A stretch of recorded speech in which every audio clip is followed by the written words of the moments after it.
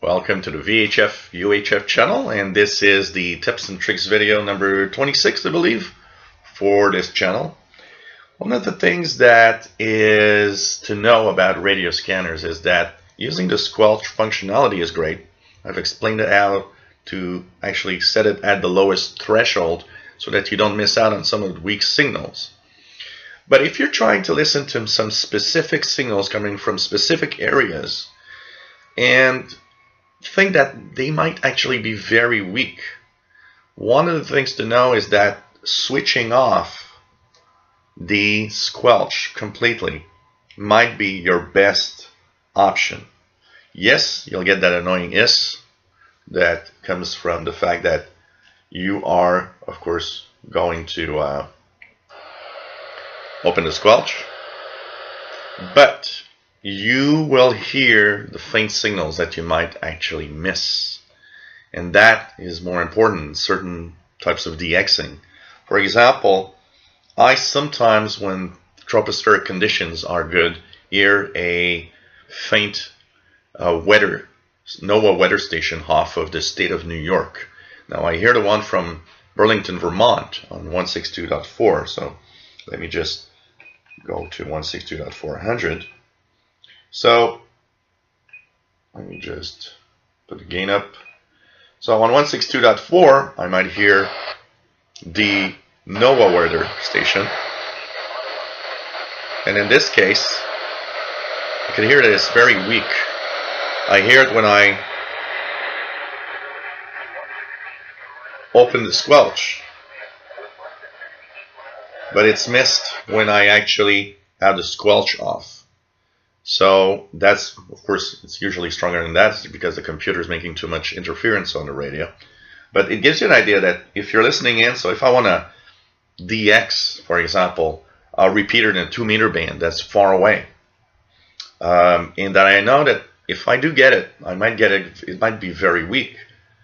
Well, put the Squelch off. It's going to help you hear those faint signals, because even the lowest threshold of the Squelch on these radios still blocks somewhat the very weak signals you might be hearing. And you sometimes want to DX even on the VHF UHF range.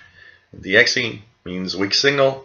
Weak signal, well, there's a good chance it also means you'll have to make sure that the Squelch is off.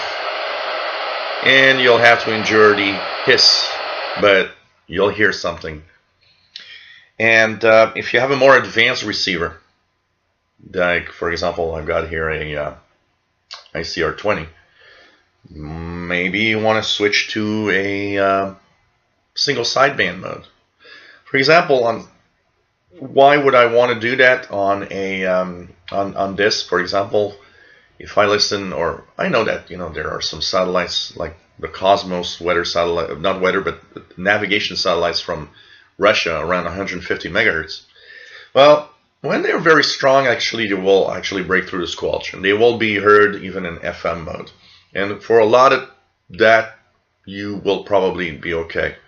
Sometimes the satellite isn't passing by, it's very low in its orbit when it actually crosses your sky. Maybe it's another type of very weak signal you want to try to get.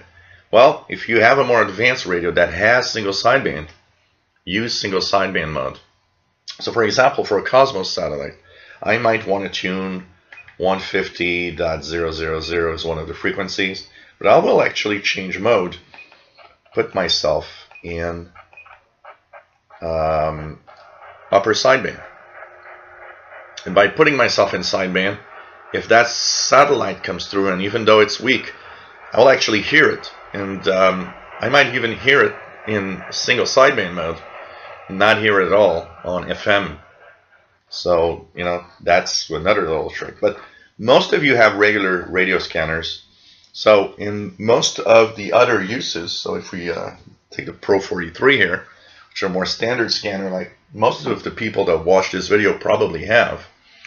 Well, if you want to try and listen, so say I want to try that weather station off of the state of New York, I'll put in the frequency 162.525, which is a typical frequency where it is usually.